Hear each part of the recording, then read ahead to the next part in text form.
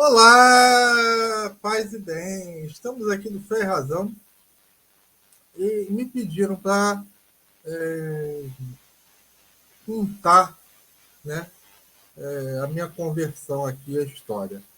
Bom, gente, eu espero não decepcionar ninguém, tá? Mas eu acho que vai ter gente que vai ficar muito decepcionada, porque eu não acho que tenha nada de extraordinário nisso. Mas então vamos lá, né? Domingo, dia do Senhor, vamos rezar para Deus, né? Iluminar nossa semana, os nossos caminhos, o que vai ser debatido aqui, né? Debatido não, né? Desculpa, falado aqui. Então, Pai nosso que estás no céu, santificado seja o vosso nome, venha a nós o vosso reino. Seja feita a vossa vontade, assim na terra como no céu. O pão nosso de cada dia nos dai hoje. Perdoai as nossas ofensas, assim como nós perdoamos a quem nos tem ofendido. Não nos deixeis cair em tentação, mas livrai-nos do mal. Amém. Peço também a intercessão da Santíssima Virgem Maria sobre todos nós, né? Ave Maria, cheia de graça, o Senhor é convosco, bendito sois vós entre as mulheres, bendito é o fruto do vosso ventre, Jesus. Santa Maria, Mãe de Deus, rogai por nós, pecadores, agora e na hora de nossa morte. Amém. E ao nosso anjo da guarda, Santo anjo do Senhor, pesouro guardador, que me confiou a piedade divina, sempre me rege, me guarde, ilumina. Amém. Então, né, vamos aqui ao assunto da minha história na caminhada da fé, tá? E eu acho que, como eu falei, acho que vai ter muita gente saindo decepcionada daqui. Mas beleza, me pediram para contar. Então, eu vou contar primeiro a minha relação com o catolicismo. Né? Minha primeira relação com o catolicismo é o seguinte: é que as pessoas do catolicismo geralmente me batem a porta na cara. Né? Jesus é um cara muito legal, mas o problema é os fãs dele. Tem essa frase que para mim, quando eu li, eu achei fantástica. E, cara, começa assim muito cedo. Né? Eu tinha uma amiga minha que estava muito doente. Eu estava com 11 anos, né? Mas aos 10 eu tinha também tido muita decepção com o catolicismo. E a gente foi pedir, eu e a tia dela, né, fomos pedir ao padre que viesse dar uma bênção nela. Né? O primeiro padre não podia, o outro não quis porque era mãe solteira, a menina era filha de mãe solteira, e eu entendo perfeitamente o que o Papa, né, Francisco, quando ele fala que os filhos, né, não têm culpa do que os pais, né, a criança ser de mãe solteira, de casal homossexual, a criança não tem culpa, a bênção é para ser dada a todos, não se pode negar uma bênção. Né? Já vi que eu já decepcionei um monte de gente conservadora da igreja, mas é verdade. O pessoal vai dizer, não, mas olha só, Adão e Eva, a gente está pagando, né, por Adão e Eva. E é uma coisa que eu sempre achei estranho no cristianismo, né, que Jesus Cristo ele disse que é para a gente amar a Deus e ao próximo, só que o catolicismo se tornou, né, ou às vezes se torna, a religião da culpa e da burocracia. A burocracia, muitas das vezes, fica, né, acima da caridade. Então, nós fomos a um padre, fomos a uma paróquia, fomos a outra paróquia, né? Aqui, pelo menos, Santa Rosa de Lima, ali no Bicão, no Irajá, né? Bom Pastor. Não tinha um padre, do final de junho até o final de outubro, para vir dar uma benção numa criança, uma menina de 11 anos, com câncer.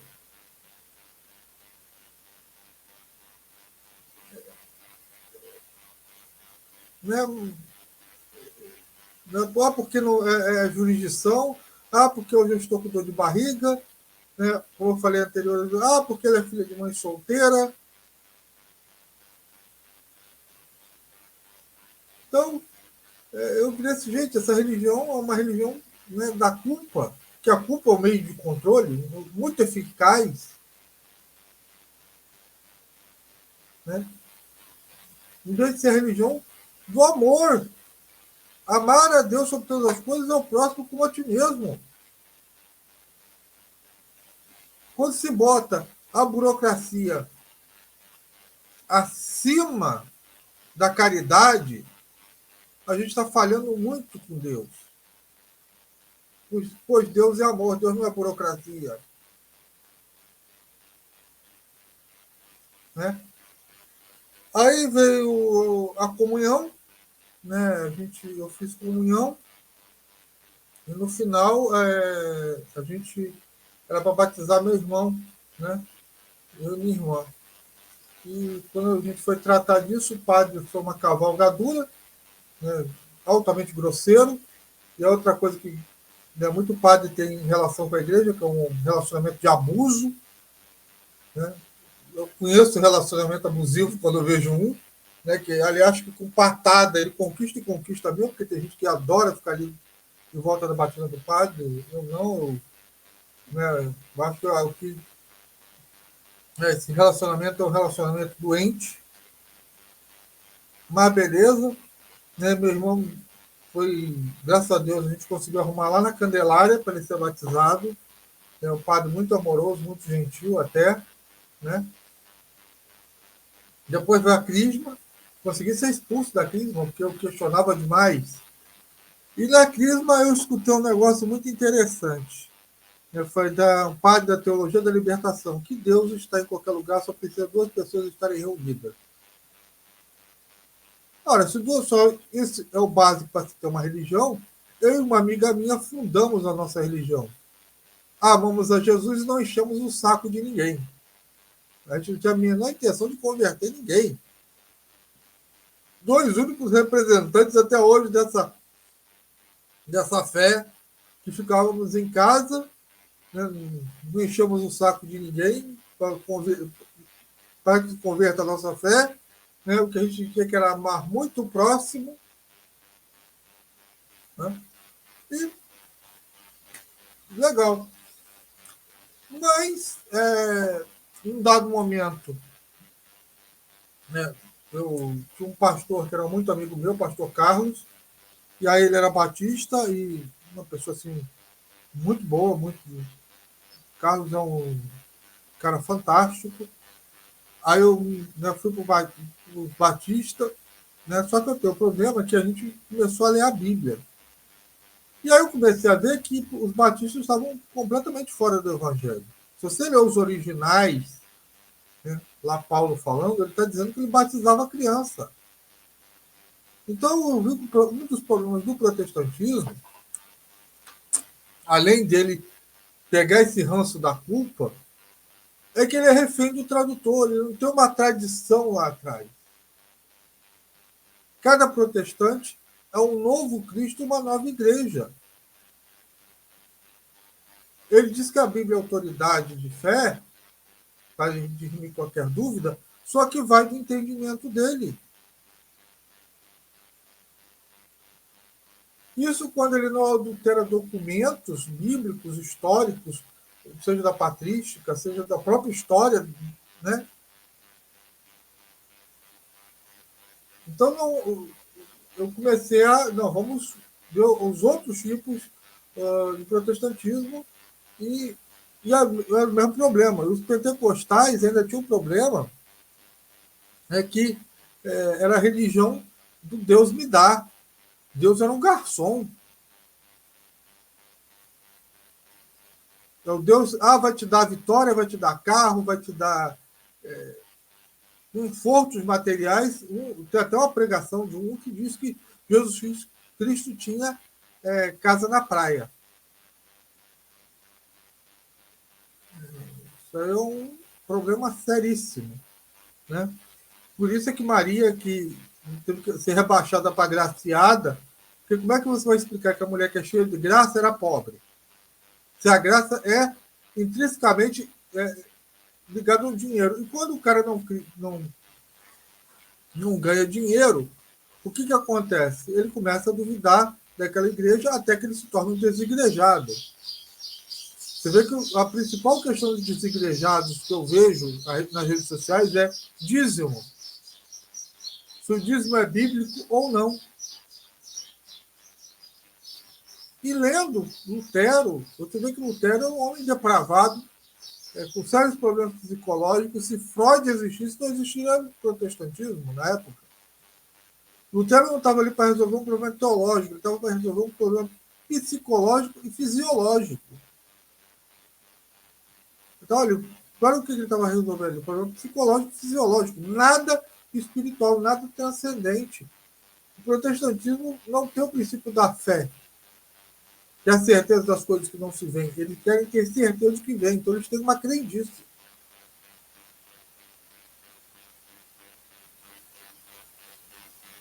Então, eu fui para o judaísmo. E a minha decepção no judaísmo é que a gente tem um judaísmo imaginário ocidental, né? Muito pela vertente protestante.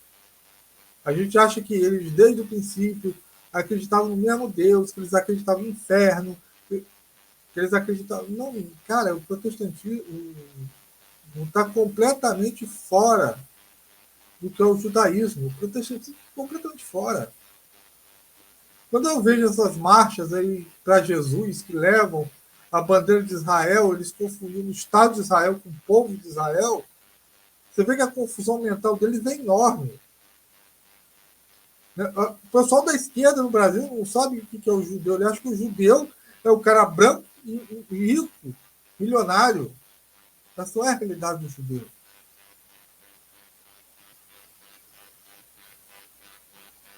Né? Eu tive essa experiência, vi pastores que foram discutir com judeus e se tornaram judeus.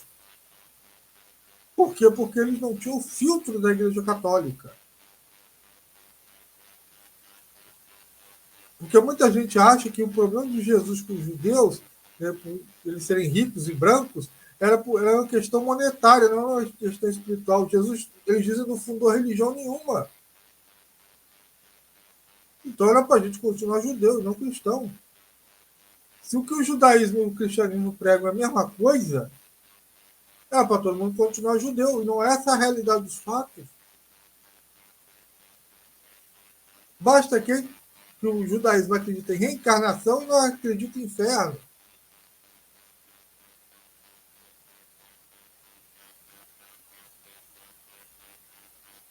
E outra coisa, o judeu ele acredita que Deus ele permite que charlatões façam milagres para testar a fé no Torá. Quer dizer, para o judeu, o Antigo Testamento está acima de qualquer milagre. Isso é o fim do cristianismo como um todo. Porque Jesus Cristo falava, olha, se vocês não acreditam nas minhas palavras, acreditem nas minhas obras, nos milagres que eu faço.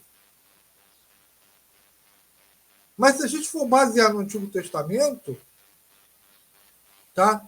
Está lá, né, que o homem que tem as mãos machucadas, as mãos feridas, ele é um falso profeta. Vai ler lá na Bíblia, no Antigo Testamento, os sinais que Jesus é um falso profeta. Nós só somos cristãos pelo filtro da Igreja Católica. Se você debater com o rabino, ele vai dizer, olha só, isso aqui Mateus que está dizendo que Jesus ia ser nazareno foi dito por vários profetas, não existe isso escrito. Ou aquilo que Paulo fala que Jesus ia ressuscitar o terceiro dia, que ele ia morrer pelos nossos pecados, isso é completamente contra a fé judaica. A fé judaica diz que cada um morre pelo seu próprio pecado. Ninguém paga o pecado de ninguém pela morte. Não tem essa história que Jesus ia ressuscitar o terceiro dia. Não tem isso dentro do Antigo Testamento. E aquilo que era cristão, os protestantes foram lá e tiraram, que eram os 7 livros. Aquilo que Jesus Cristo fala, que é a Escritura, citando o livro de Macabeus, não conhecer as Escrituras e o poder de Deus, e ele vai citar a ressurreição, ele está falando do livro de Macabeus. Chega o protestante e fala que esse livro é um livro que não serve para nada, que tem que ser tirado da Bíblia.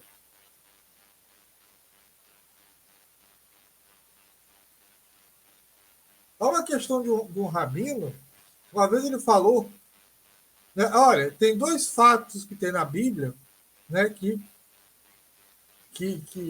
não foi registrado por ninguém, que ele querendo provar que Jesus era uma fraude. Uma era a morte das crianças quando Jesus nasce. Ele falou, se morreram todas as crianças, não tinha ninguém na idade de Jesus. Só que ele dá uma amplitude muito maior do que está na Bíblia, que a gente também às vezes dá no nosso imaginário. Que Herodes manda matar as crianças, mas é em Belém. Para que ele ia mandar matar criança em Nazaré? Se os magos disseram que as crianças nasceram em Belém. Quantas crianças tinham nascido em Belém naquela época? Da população de Belém. Eu acho que se chegar a 10 é muito. Ele falou, onde estão o corpo dessas crianças? Gente, 10 crianças morrerem num ano, ou menos de 10, tem lá, deve ter os túmulos lá, não foram milhares, não foram centenas de crianças. E o outro é que também eles dão uma amplitude muito grande, é quando Jesus morre, que ressuscitam várias pessoas, eles botam centenas, milhares, quantas pessoas devem ter morrido naquele dia? Ou naqueles dias? 3, 4, 5? Entendeu? A população ali era pequena. Não tinham milhares de pessoas na cidade, milhões de pessoas na cidade, como é hoje. Você vê que o Brasil, há pouco tempo atrás, tinha cidades do interior que todo mundo se conhecia.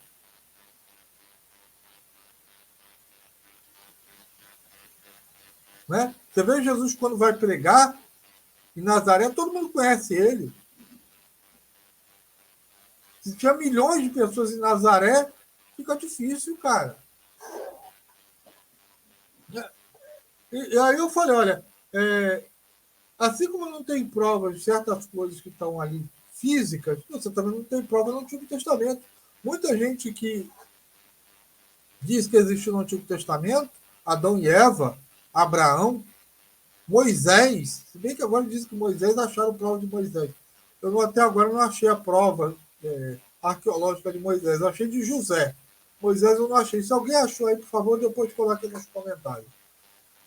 Né? Não tem prova que essas pessoas existiram. E nem por isso a gente não deixa de acreditar no Antigo Testamento. Ele falou, mas a gente acredita em Deus, não em pessoas, no homem. Eu falei, mas Jesus Cristo não é um homem, ele é Deus. Aí acabou a conversa. Né? Porque chamou Jesus Cristo de Deus, é o Deus que morre na cruz, como se morrer fosse deixar de existir. É um absurdo. Também é um absurdo em certas vertentes protestantes. Então, para mim, tá? A não existência de túmulos de crianças, que devem ter, né? Eu não acredito que foram milhares, nem centenas, nem dezenas, não quer dizer nada. A cidade de Troia era uma cidade. E ela foi descoberta no século XIX, se não me engano, pelos arqueólogos. Então, para mim é inegável a existência histórica do Cristo. A patrística diz isso. Cristo não foi uma invenção do Império Romano. Como tem alguns rabinos que eu já escutei falar isso. Eu tenho um rabino que... Cristo foi uma invenção do Império Romano. Eu falei, mas ficou perseguindo essa religião por 300 anos. Assim como os protestantes falam que o catolicismo foi inventado por Constantino, que é outro absurdo histórico. Né? Você pega o Talmud, né? Está lá que Jesus Cristo era idólatra. A mesma acusação do protestantismo aos católicos. Eu acho esse um paralelo muito interessante como é que cada vez que a pessoa vai se afastando da Igreja Católica, mais judaizante ela vai se tornando, e o pior que é um judaísmo utópico, um judaísmo imaginário. Né? Mas aí vem a grande questão. Eu peguei, né, eu estava no protestantismo, e conversando com meu tio, né, meu tio de São Paulo, ele estava também nessa, e anos depois, ele falou para mim que ele tinha se tornado católico. Eu falei, porra, que católico, pelo amor de Deus, né? Religião sincrética, paganizou o cristianismo, um monte de bobagem que o protestante fala. Né? E aconteceu um fato que eu estava trabalhando, nessa época eu trabalhava com meu pai, né? E apareceu um senhor chamado Pedro, e ele pediu para fazer um livro sobre a história da igreja. E eu protestante, eu comecei a fazer a vertente protestante, né? Ele era católico, pagou o livro, pagou adiantado, mas eu tinha que ser honesto. Né? E fui fazer a pesquisa e comecei a patrística de trás para frente, de Santo Agostinho para trás. E eu fui vendo que a igreja, desde o princípio, era católica. Né? No ano 150 já tinha uma lista de papas em Roma. Você já tinha Vítor determinando a Páscoa. Você tem a Carta de São Clemente, que é uma porretada nos protestantes. E os pais da igreja dizendo que eles batizavam crianças e ali estava na Eucaristia a real presença de Cristo. Então era uma insanidade, gente, pensar que Jesus largou a igreja dele lá atrás. Né? Olha, estarei convosco até o final dos tempos, mas na verdade eu fui tomar um cafezinho e voltei em 1517. Só que o que Lutero fundou, na verdade, ele estava equivocado. Quem estava certo era o Calvino. Não, o que Calvino inventou estava equivocado. O que estava certo era o Henrique VIII. Não, Henrique VIII, Calvino, estava todo mundo errado. O que estava certo era o José Batista. Aí depois vem os adventistas do sétimo dia, depois vem os testemunhos de Jeová. Cara, é muito erro.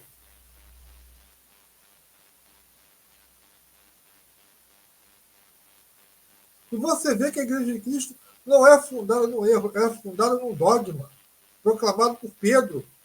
Tu és o Filho de Deus. Se a tua igreja não tem dogma, ela não lhe garante nada. Pula dela fora.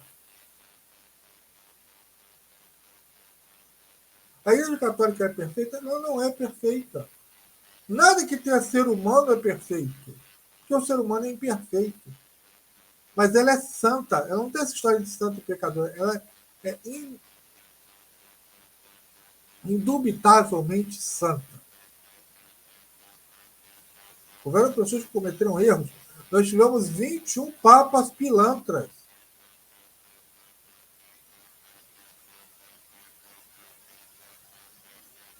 Eu, nesse tempo que eu estou na Igreja Católica, eu acho que se tiver 5 pessoas que não bateram a porta na minha cara, tá?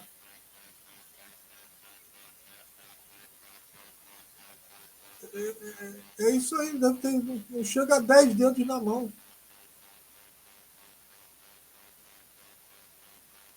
Mas isso não abala a minha fé. Por quê? Porque a gente não tem que ir lá pelas pessoas, você tem que ir por Jesus. Tá? Jesus não falou que a igreja dele ia ter pessoas puras, santas, maravilhosas o tempo todo. Não, falou, olha, tem Judas aqui, entendeu? Tem uns caras que são meio judaizantes, que vão querer, né, escravizar a gente no judaísmo. Vai ter tudo isso lá dentro. Eu não trabalho para o padre, eu não trabalho para o papa, eu não trabalho para o meu bispo, eu não trabalho para diácono, eu trabalho para Jesus. Jesus é o meu patrão. É Ele que não me falta, entendeu?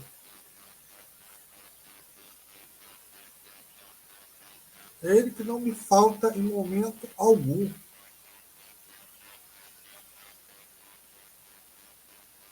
Agora, a gente tem que ser realista. Entendeu? A gente vai achar que isso aqui é um vale, né? Aliás, é uma montanha, né? Um ápice de uma montanha de alegria. Mas também não é um vale de lágrimas. A nossa vida católica, ela é o quê? É um vale de lágrimas, uma montanha de alegria. Um vale de lágrimas, uma montanha de alegria.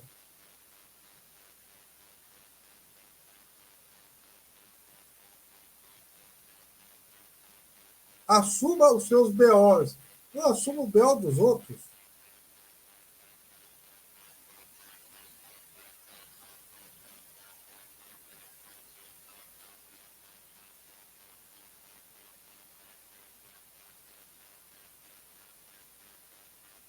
Então,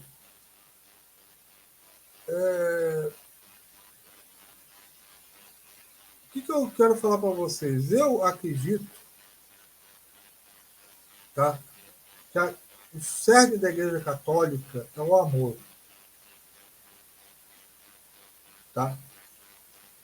Não o relacionamento abusivo, não é culpa. Tá? Ah, você é culpa. Não. Né? Ah, Cláudio, você está negando que Jesus Cristo morreu pelos nossos pecados? Não. Mas ele não fez isso para você se sentir culpado. Ele fez isso para dizer o quanto você é amado.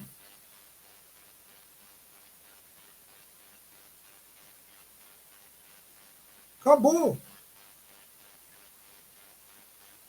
Que a pregação que se tenha, olha, Jesus morreu pelos nossos pecados, se você estivesse lá, você faria a mesma coisa.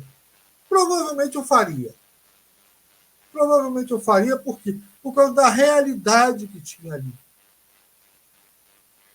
O que você tinha? Você tinha um cara de Nazaré pregando contra a religião vigente, dizendo que o templo ia ser destruído. Está certo que teve profetas que falaram isso? Se dizendo que Deus era trino. E, cara, indo contra a Torá. E a Torá diz, né, o Torá não, mas o ensinamento judaico fala que Deus concede milagres aos charlatões. Então eu tenho que acreditar em algo que foi dado lá atrás pelos nossos ancestrais por Moisés, e um cara de Nazaré, sem era rendeira, que não apresentava nada demais, a não ser rebeldia pura, eu ia ficar com a Torá. Muito provavelmente, racionalmente. Por isso é que Mateus e João falam só a Escritura matou Jesus.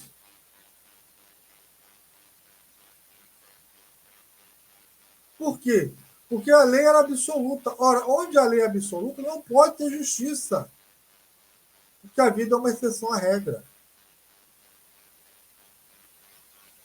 No Antigo Testamento, você tinha um Deus que era bipolar. Se você for seguir o protestantismo, então, o Deus protestante é completamente bipolar, tirânico, entendeu? Que mata inocente, uma facilidade fora de série. Vide as criancinhas lá do Egito, né? Só para citar. O filho de Davi que nasceu, ele morreu por causa da cagada do pai dele.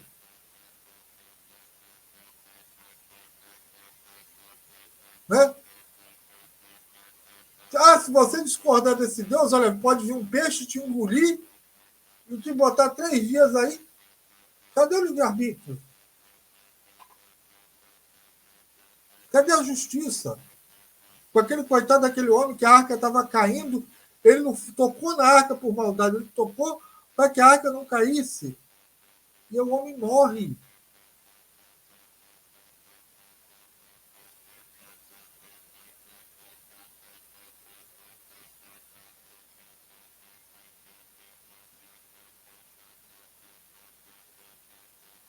pensa nisso.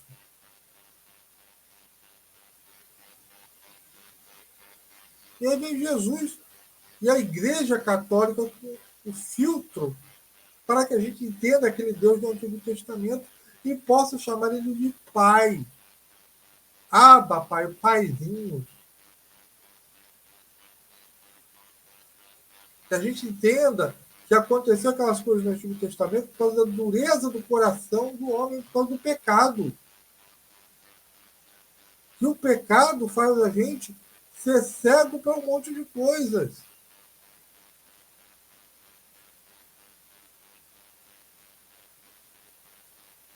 Da gente confundir justiça com vingança.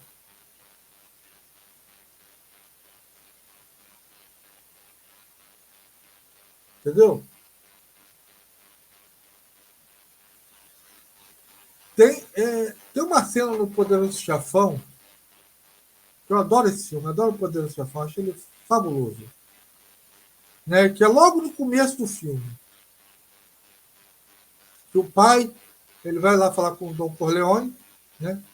Que a filha dele foi espancada, né, pelo namorado, por um amigo, e ela foi parar no hospital, né? E ele pede para o Dom Corleone que ele quer justiça, que mate os dois rapazes. O Dom Corleone, que é um bandido, ele fala, cara, isso não é justiça, isso é vingança, porque a sua filha ainda está viva.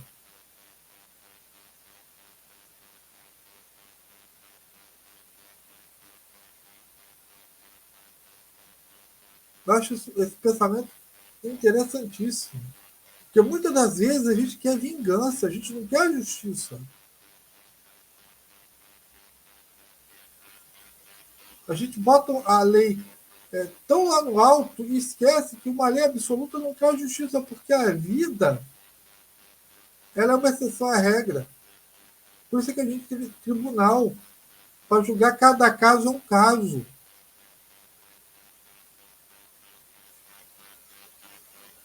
Quando a gente começa a pausterizar a fé, fazer a fé em forma, a gente está muito errado.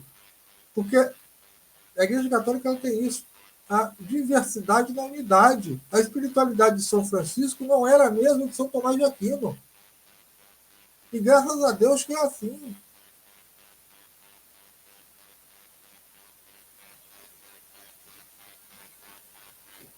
São Francisco de Assis, ele, né, ele não faz como Lutero, que é rebelde. Ele converte os corações, mas não cria a rebelião, a revolta. Compara Lutero com São Francisco de Assis. E Deus falou para Lutero, reconstrói a minha igreja. Ele falou para São Francisco, reconstrói a minha igreja. São Francisco foi lá e reconstruiu a igreja. Então, São Francisco de Assis, aqui a foto aqui atrás. Né? Porque aqui a câmera. Vou botar aqui, ó. Opa. Que a câmera lá é o inverso, gente. A gente vê aqui, mas ele está aqui atrás. Aqui atrás. São Tomás de Aquino, São Francisco do Baixo e do outro lado Santo Agostinho. Fé e razão. Se a sua fé não é uma fé racional, ela também não tem questão de ser. Está certo que, como o Santo Agostinho fala, a fé e a razão caminham juntos, mas a fé vai mais longe. Nós somos a igreja apostólica. Nós acreditamos no testemunho dos apóstolos. Então, gente, é mais ou menos isso aí que eu queria dizer. Eu espero não ter decepcionado ninguém, mas eu acho que as pessoas não vão ficar, meu Deus do céu, não teve algo extraordinário. Não teve nada de extraordinário. Entendeu? Não teve nada de extraordinário. E eu acredito realmente que a gente, né, apesar de muitas críticas ao Papa Francisco, mas eu entendo muito o Papa Francisco, quando ele quer puxar a igreja para esse lado da caridade, do amor.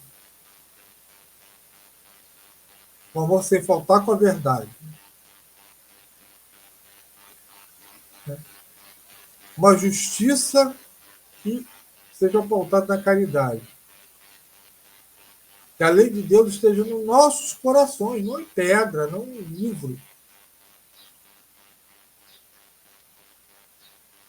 Né? Que a gente esteja sempre pronto a nos socorrer.